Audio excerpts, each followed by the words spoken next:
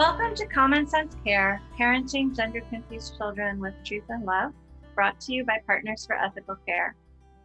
The gender industry's so-called affirmative care model is their one-size-fits-all answer for all children who struggle with their gender. But in no other area of education, psychology, or medicine is a one-size-fits-all answer best for every person. At Partners for Ethical Care, we believe that each child is an individual and should be given the care and support that's most appropriate for him or her. So welcome back. I'm Maria Keffler. And I'm Erin Brewer. And what are we talking about today, Maria? Well, we're talking about something interesting. Well, we always talk about something interesting. I think that today we're talking about dual identities and something I call boomeranging. So we look at this ideology as a cult. And the more we've looked into it, I think we're in agreement that this is really behaving as a cult. One of the things that cults do is they break down your identity so that they can put on you the identity that they want you to have. That's pretty common to cults. And what we're seeing happening in the trans industry, the gender industry, with this cultic behavior is kids' true identities, who they actually are, is being subjugated, and this cult gender identity is being put on them. And as you see kids who have been sucked into this, it's almost cliche, the way they dress, the way they behave. Girls, almost to a person, they've got the butch haircut, they've got, maybe the colors, the trans colors in their hair, t-shirts, sweatshirts, flannel shirts, baggy pants. I mean, they just look all the same. There's this cult identity that's being put on top of them, and that's not who they really are. Does that make sense? Definitely. And I think you see this in other situations where people take on an identity, and oftentimes, they have the sort of their true identity versus the identity that they're sort of grappling with. And there is this kind of battle between the two. And in this case, these kids, maybe in their home, their true identity is the one that is most valued, that feels most comfortable. But then they go to school, they go out there in the world, and they're just bombarded with messages that their true identity isn't okay, and they need to take on this trans identity in order to be acceptable, in order to be, to get affirmed, to get affection, to get attention.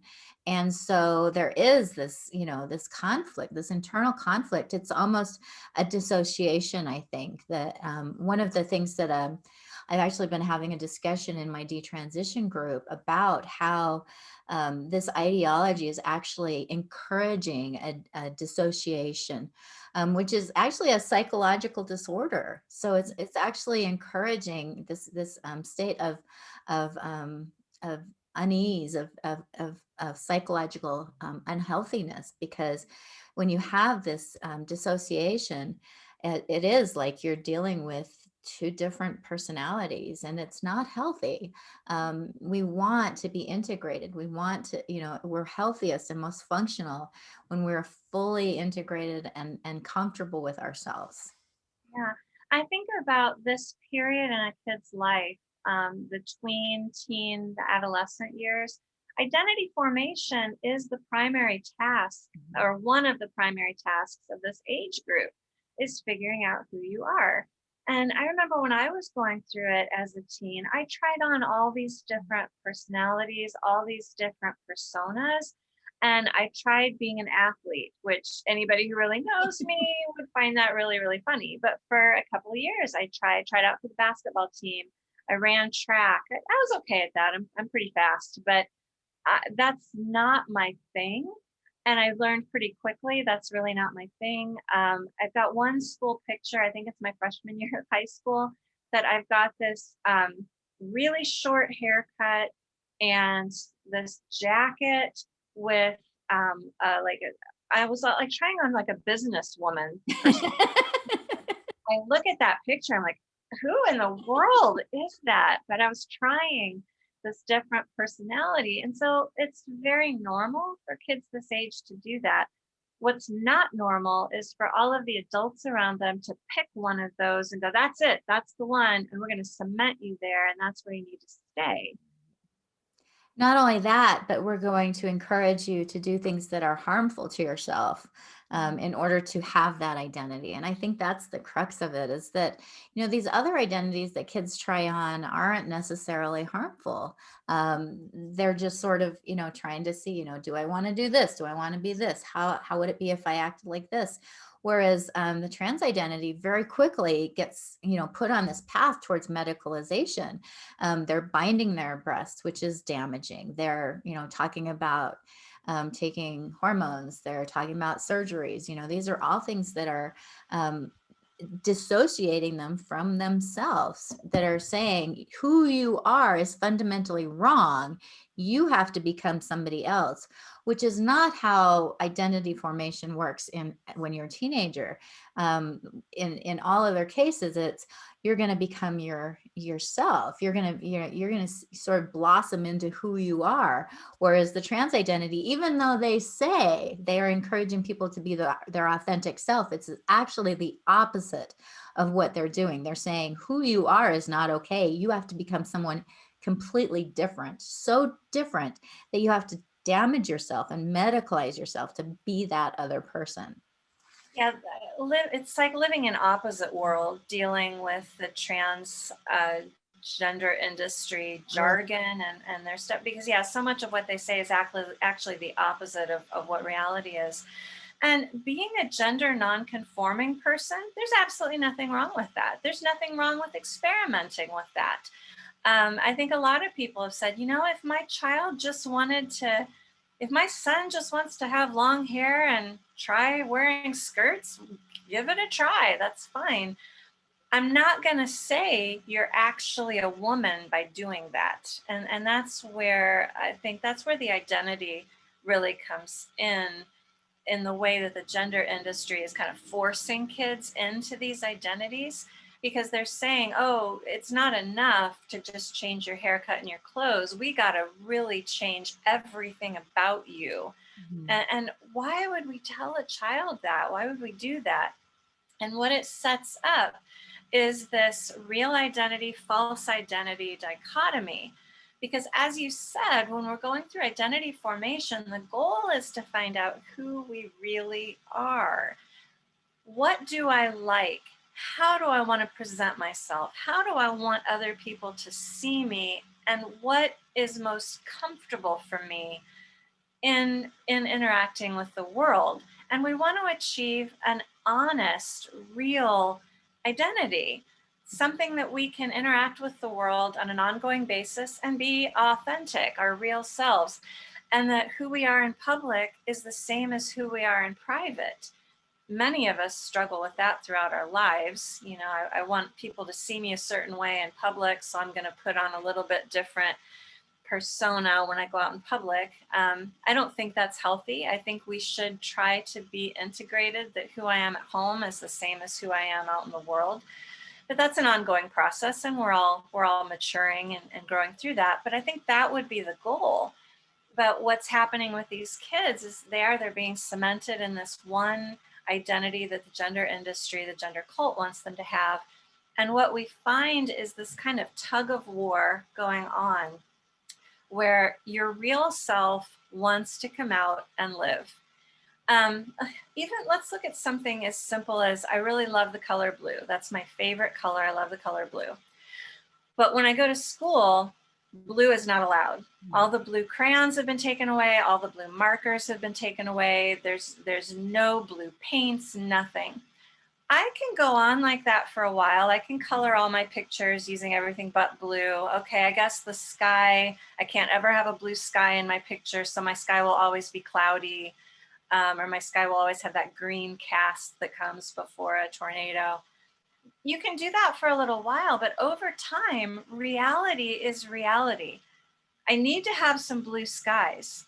I love blue. I want to use blue in my stuff. And that need to be authentic, that need to be real, that need to be who I am is going to continue to assert itself. And I think we see that happening with these trans kids. They've bought into this ideology that says who you really are is not okay. You need to become this person. And so they walk in that for a while. They can be very militant. They can be very determined. I think we're going to talk about recreating their histories in a future episode, but they will. They'll look back at their childhoods. I've always felt this way. I've never liked blue. I've never wanted blue. There's no blue skies. That doesn't exist. But over time, their real selves want to come out. They start engaging reality, and you find this tug of war going on. And that's what I've called boomeranging, because parents will start to have good interactions with their kids where they'll have a conversation and they'll bring up some of the logic. Hey, look outside, the sky's blue right now. And the child's like, huh, yeah, you're right, the sky is blue. Huh, I'm not sure what to make of that. Parent feels really encouraged. Wow, I had a good conversation. We got to a common point. Child recognizes reality. And then an hour later, a minute later, the next day, the child just flips right back into gender world. There's no such thing as blue. Blue doesn't exist. I hate blue. And the parents going, what just happened? What just happened? And I think what's happening is those two identities are at war with one another. The real identity that loves blue, that knows she's a girl, that knows trans ideology is baloney, is coming up and saying, hey, I want to live, I want to express myself. And the trans identity is saying, no, that's not safe. You need to stay in the trans community. You've got to fall in line with our doctrine.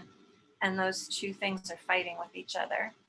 And the stakes are really high when you think about it. These kids, if they reject the trans identity, if they realize they've made a mistake, it's really hard. First of all, they have to admit that they made a mistake, and that's really hard. I know Sydney Wright has talked about this, that she felt kind of silly that she had spent all this time saying, I'm trans, I'm trans, I'm trans. Ugh. And then having to say, oops, that's hard to do. Second of all, the threat of losing the community and all that affirmation, all that support, all that celebration is going to go away and likely turn on you. So it's this sense of, it is this internal battle of strength almost. And it's very hard to find that internal strength to say, okay, I'm going to stand up for myself because I deserve it. And I'm going to reject that trans identity that's been put on me. That's incredibly hard to do, especially when you have teachers who have been encouraging it and doctors who have been encouraging it and friends who have been encouraging it. It's all over the TV. I mean, it's just everywhere you look. It seems like there's this celebration of trans identity. So in order for kids to sort of have that internal strength to say, no, I'm going to accept who I am and I'm going to reject that ideology is incredibly hard. It is. And these kids, for the most part, are pretty young. We're talking about teenagers and early 20s. And I was not that strong. And my character was not that strong when I was that age to be able to stand up against the onslaught of people who were telling me, no, you need to go this way. Well, no, I want to go this way. And I'm a fairly stubborn and independent person. But when I look back at that time in my life, it would have been very hard to go against the flow. And even now as an adult, I've lost friends over this. I've had family members unfriend me because they don't like my stance on this issue. And that's painful. But when I think about that happening to kids, to young people, it's awful to consider that they're going to lose their friends, their community.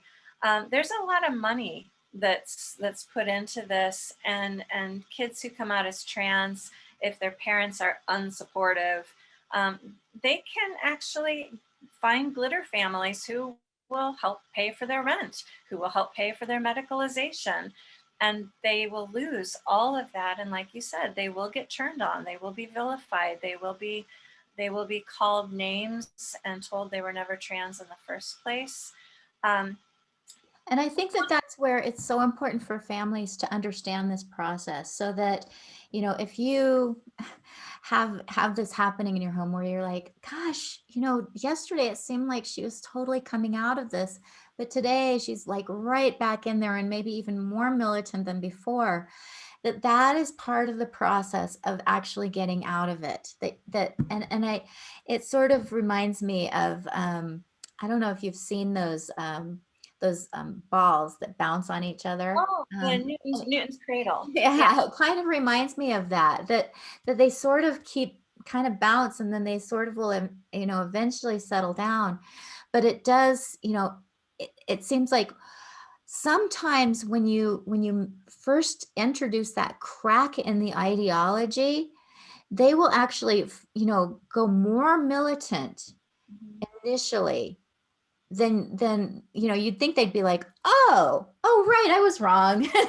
But instead they go more militant, and I think that's really common, that kind of that response, and so as parents, you just have to be prepared for that it's going to be a roller coaster. It's going to be this kind of back and forth for a while, until your child settles into, re-establishes their own identity.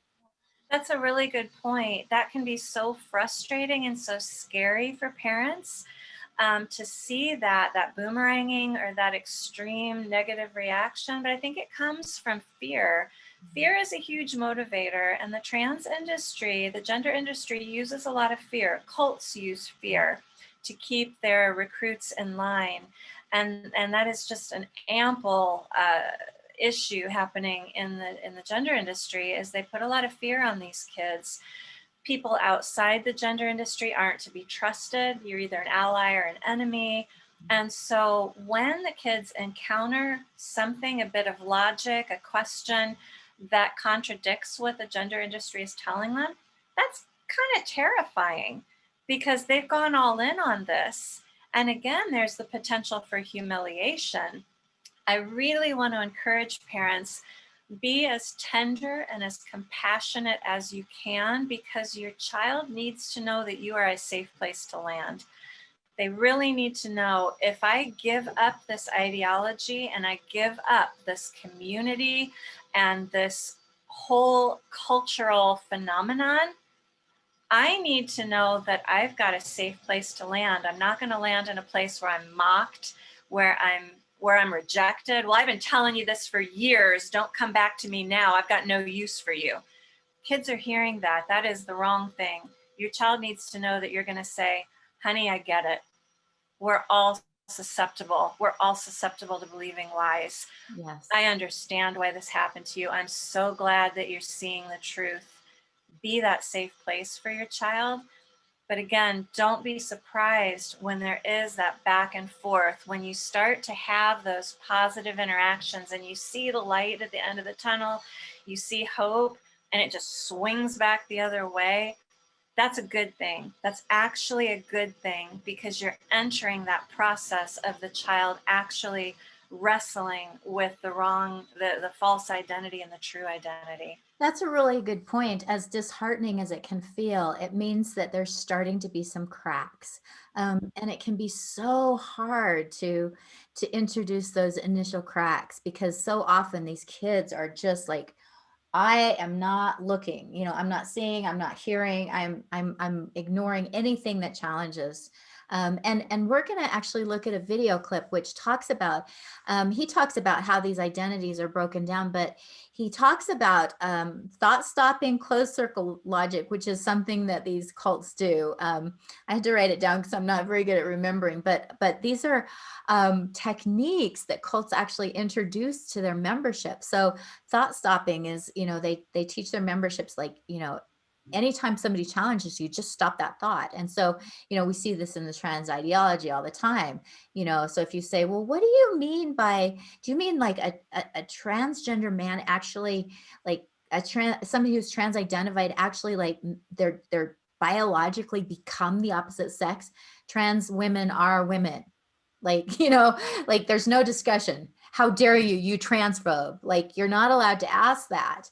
And the other is the logical, well, if they think they're a woman, then they're a woman. Well, what does that mean? Like, what does it mean to be a woman? If they think they're a woman, they're a woman. Like, it's these, you know, these circular definitions. And so if you're able to introduce a crack into that, you know, into that, if you're able to sort of like let, you know, have your kid like get out of those patterns for just a minute and introduce sort of something that will put a crack in that ideology, it can be really scary, because all of a sudden they're like, oh, like, and so what have I done? It's really scary what ifs. Yeah. Because, I want to back up just a little bit. I want to encourage parents. You're not going to get anywhere with your child introducing those things while you're in the midst of a conflict. Yeah. And that's why it's important to really work on your relationship, so that when you're having a conversation about something completely unrelated, that's a peaceful, easy conversation, and things are going well, that might be the time to go, hey, I want to switch gears for a second. I want to ask you about something I've been thinking about, to get your opinion on it. And then put that question there, because the child is not in defense combative mode at that point. They're in probably closer to being their real self.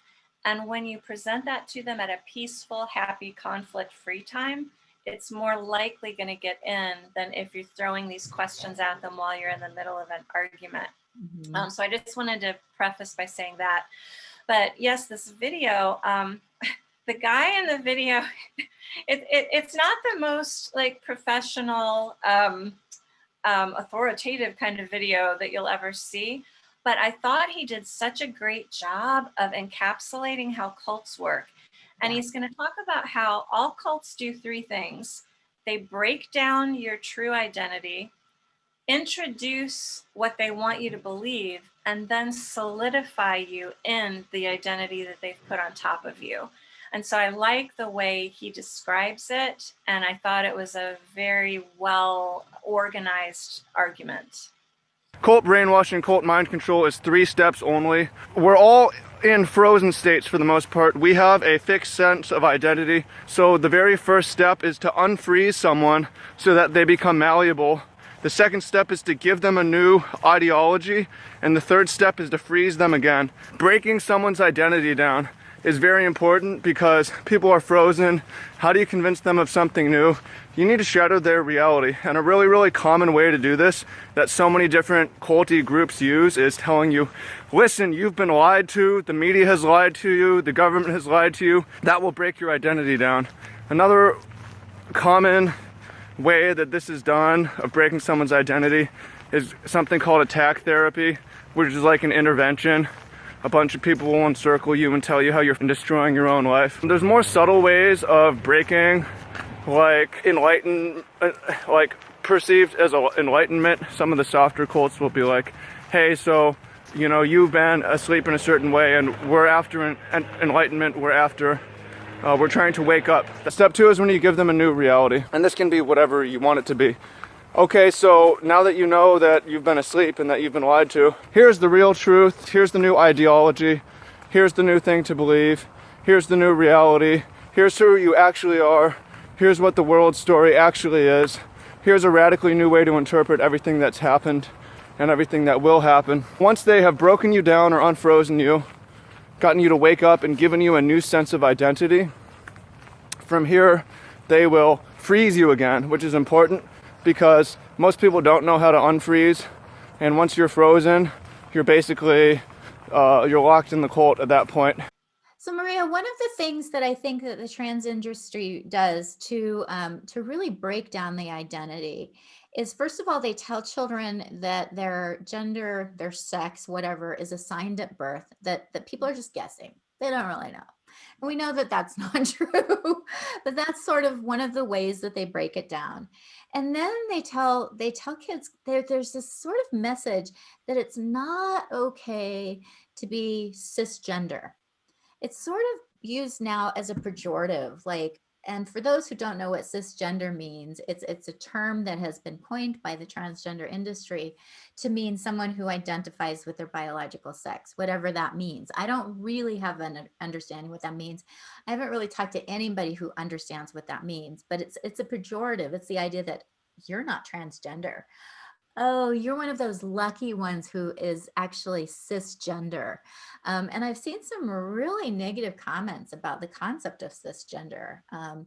And so kids are getting the message that it's not really okay to be cisgender. Like it's kind of lame at the very least. And people who are cisgender are kind of oppressive, they're kind of mean, they're transphobic. And so there is this message that you're really not okay if you're cisgender, that you're part of the oppressors, that you're part of the, the patriarchy, you're part of the, that horrible, negativity that's marginalizing these people. And so really the only way to be okay is to be transgender. And that can be, you can be, oh my gosh, there's so many different identities. I actually have this list that is just, absurd. It's like 90 different ways in which you can identify that's not cisgender. Okay, there's as many genders as there are people. Right. Everybody has their own. Exactly. I can make up one. I'm macular trachea gender. Exactly. Well, that's valid. Yeah, it's valid. And so that's how they start to sort of break down these kids' identity, is they tell them they're not okay the way they are, that they're oppressive, and that they've been lied to, that they've been told that they're, male or female, and that's not true, and that they have to decide what they really are. If they like have these certain behaviors, it probably means they're actually something else. Is this whole like ideology that sort of breaks down their understanding of what they've been taught all their lives. And that's sort of one of the techniques, is to tell these kids they've been lied to, especially by their parents and by these silly doctors who just made these guess about what they were. And then they go in and they tell them, this is what you should believe, that this trans expansiveness, that you're, beautiful and authentic. And again, that the best way to achieve your true self is probably through damaging yourself and being medicalized. And then they solidify it. And that's something that is so important, that is different. There are lots of different philosophies, ideologies that sort of come in and challenge thinking. And actually, we do this on the show all the time. We're constantly challenging thinking. We're saying, what your kids are learning in the schools isn't really what you want them to be learning. But we're not solidifying the thoughts. We're saying, go out there and learn. We talked about this a little bit before the video, because you brought it up. You said, how is what we're watching in this video clip different from what we're doing? So we had to talk a little bit, and yeah, we're not going to try to tell you, this is the only thing you can look at. And it's also we're not trying to prevent you from looking at anything else. Quite the opposite.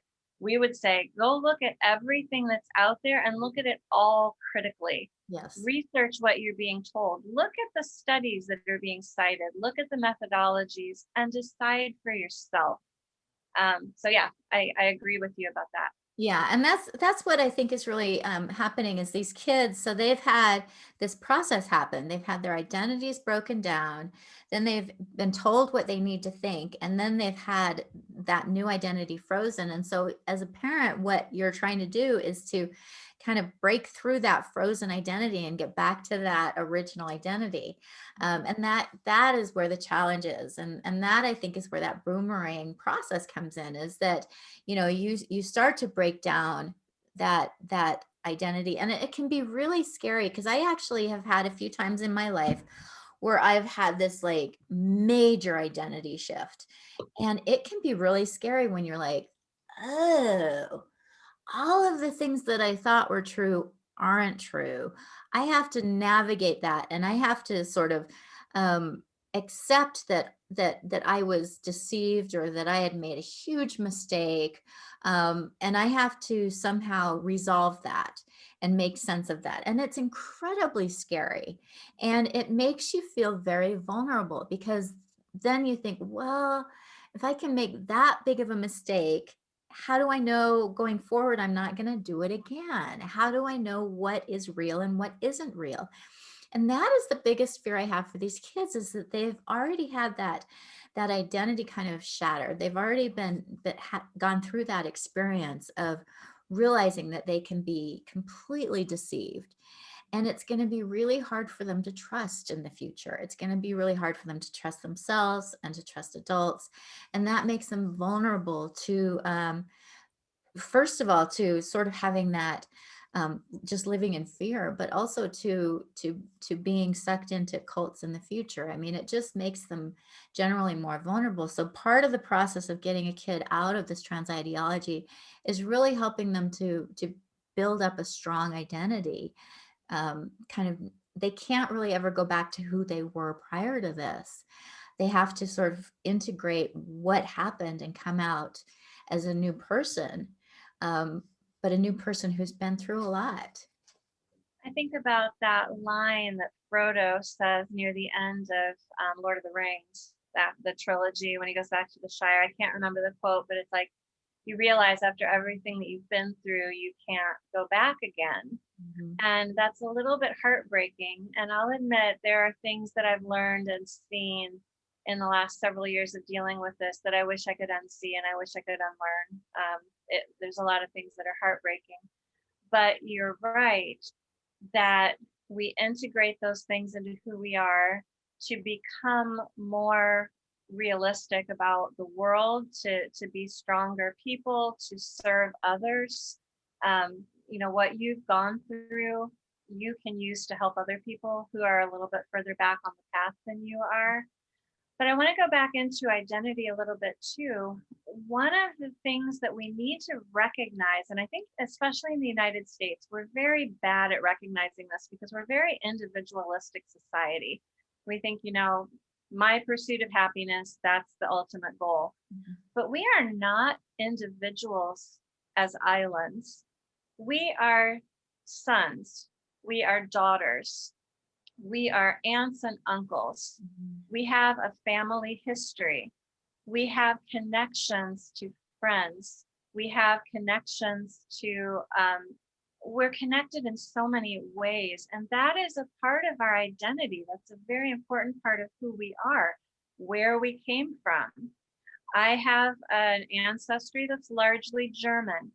And I was reading the book Thief, and it's set in Germany during World War II. And I'm listening to the way these characters are talking to each other, like, oh my gosh, that's my aunts. My aunts sound exactly like that. And it was cool to me to recognize that's part of my ancestry, is where I come from. One of the insidious things that the gender industry does is it tries to cut all of those connections off of a child. The term dead naming is so insidious because that really captures what they are doing. They're trying to kill that child's identity. They're trying to cut that child off from the family. If your parents don't 100% agree with this, cut them off. And I've talked to so many parents who've said, we did everything the child wanted. We agreed with the names. We agreed, and the child still cuts them off. It's never enough. It's never enough. It's a very narcissistic ideology. So the trans industry wants to cut these kids off so they're no longer sons and daughters. They're no longer brothers and sisters. They're no longer aunts and uncles. They're no longer connected to who they were. They're now just fodder for the gender industry's medicalization machine, because that's the goal. That is the goal, is to make money off of these children for the rest of their lives.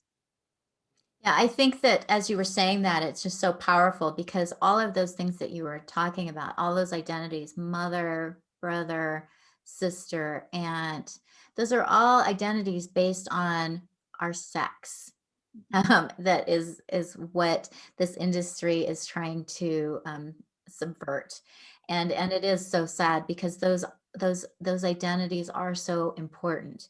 Being somebody's mother, being somebody's daughter, being somebody's sister. Those aren't just sort of vague identities. Those are actual like empirical. They're actually real. They're actually something that you can, biologically trace. They're inherent, I guess. They're not just something that we sort of just say, oh, I'm going to believe this, or I'm going to believe this. And I think that that's something that's really disturbing, is that one of the ways you make somebody crazy is that you tell them that reality isn't true anymore. And that's what's happening now, is that they're breaking down reality for these kids. And that makes them, very accessible to the gender industry that is using them to make money. And it makes me so sad, because I was just this morning looking at, there's a new company that's come out with a, LGBTQAI plus product that has the flag on it. And I just got this yearning for the good old days where I could look at a rainbow flag and feel good. Which, 5 years ago, I actually used to fly a rainbow flag because I felt good about it, because I thought it was representing all of us. I thought it was, about loving people and inclusivity. And now I see a rainbow flag, and all I can think about is girls who've had their breasts cut off, and children who have been retarded in their growth and development, and children who have been medicalized for life. And it makes me sick. And again, this is so insidious that they have taken something as beautiful as a rainbow, and are using it to subvert these children and make money off them. They are ransoming our children. And it's horrible to me that they're taking these symbols that are so beautiful. And, of course, when most kids see a rainbow, you're always, rainbows are cool. I remember as a kid looking through a prism and seeing rainbows, and looking up in the sky and seeing rainbows. And, now whenever I see rainbow, even when I go out and see one in the sky, I just get this like, oh, this sadness for all the children who are being damaged by this industry. It's just so insidious. And so, again, that's part of that push-pull that happens, that, at some point, hopefully we'll get back to sanity, where we can look at rainbows again and not have that sadness. But right now, I think, for these kids, that's part of their identity, is this rainbow and the trans flag. And it's all so beautiful and wonderful. And it's almost like a drug for them. They get, endorphins, because they're being fed all this ideology and told how wonderful they are and how loved they are. But we know that at the bottom of it is this deep, dark pit that is going to lead them to self-harming and self-hatred. Yeah, my husband and I were watching a news segment a couple of nights ago. It was by Vice News, and I can't remember the title of the segment, but it was about how corporate America has gotten into social justice issues. And all these businesses now are all about the social justice issues. But at the heart of it, it's all about the bottom line. They are going where the money is. And the fact is that they're really they're going after a segment of the population upon whom they can make money. This is not a social justice issue.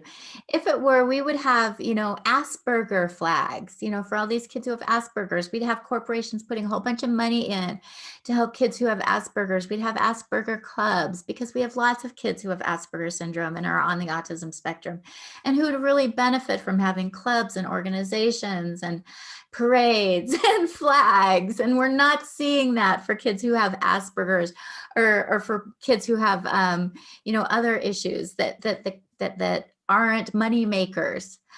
This is a targeted campaign to draw people in to make money, off of them. I mean, yeah.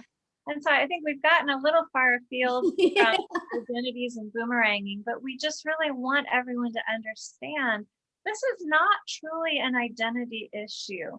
The gender industry really doesn't care about your child's identity, except that identity engineering puts kids on a path to medicalization. It makes them enthusiastic pursuers of drugs and surgeries. And that's why they're doing this identity engineering. There's this Native American legend that a lot of us have heard about. An older man and a younger man are talking about the struggle inside you to do the right things and to be a good person. And the older man said, it's like two dogs fighting inside of you to the death, the good and evil. And the younger man said, well, how do you make sure that that which dog will win? And the older man said, the dog that you feed is the one that will win. So as you're dealing with your children with the dual identities, their real identity and the fake one that the gender industry has put on them, feed their real identity. Encourage them in who they really are. Support them toward being who they were born to be. Starve the cult identity. Give it no quarter. Ask it questions. Challenge its assumptions. Provide that safe, encouraging, real place for your child's real identity, and don't have any quarter for the cult identity.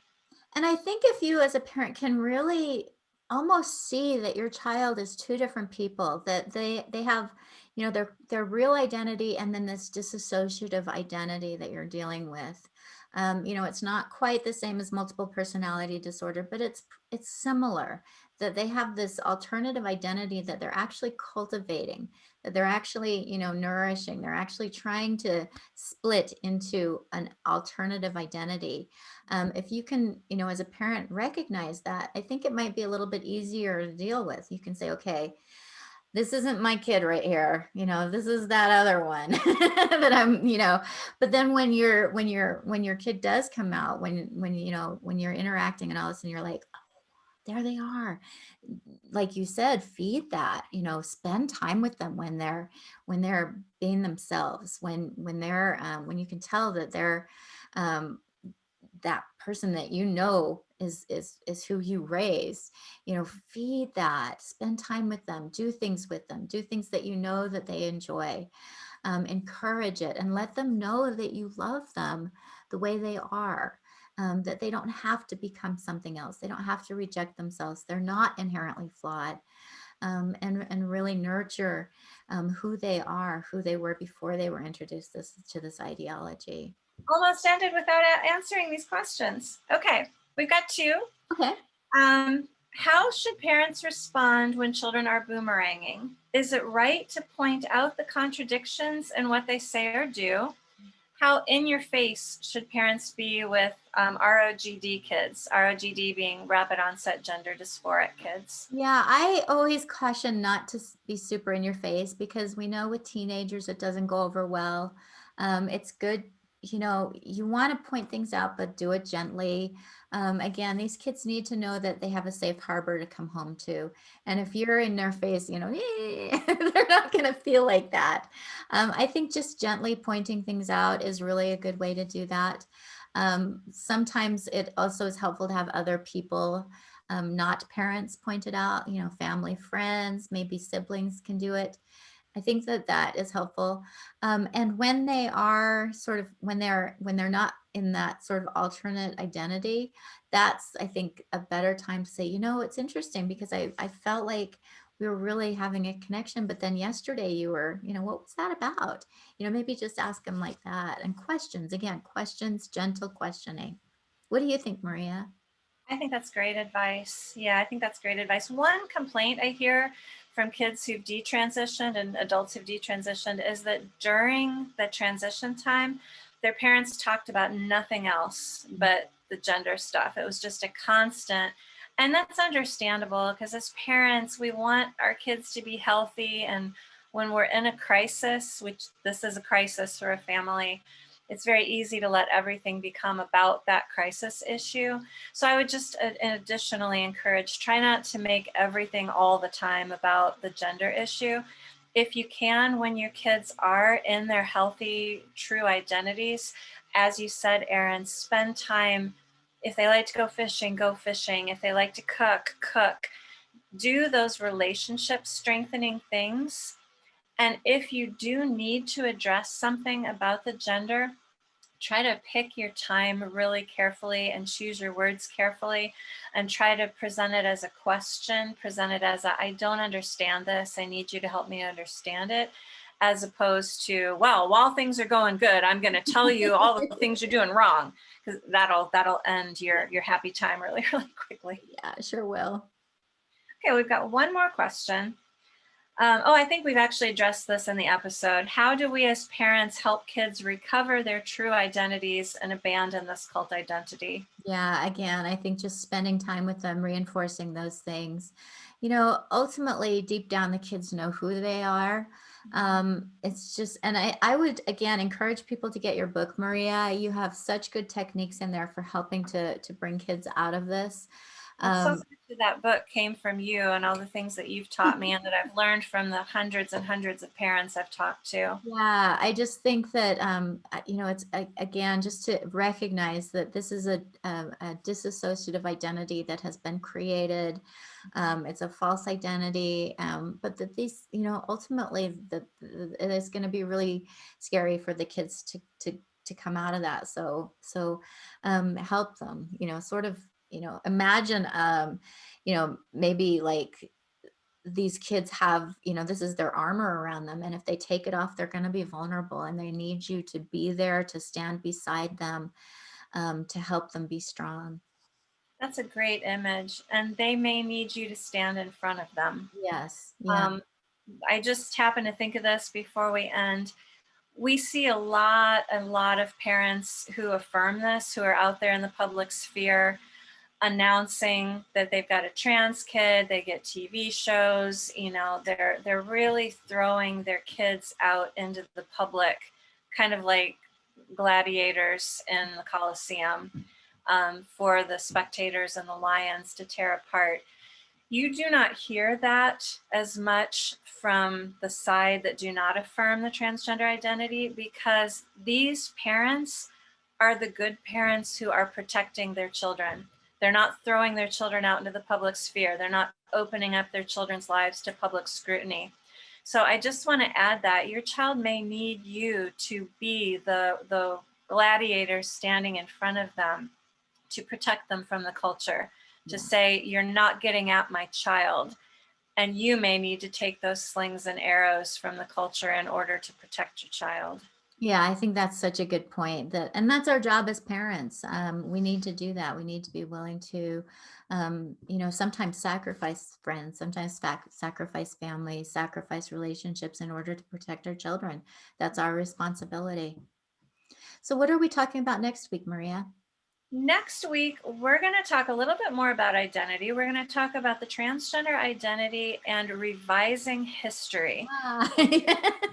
Parents see all the time with and this. they are so confused by it. So I think that's going to be an important topic to discuss. And again, that's all part of this, recreating an identity. So I'm glad we did this episode first to sort of lay some groundwork.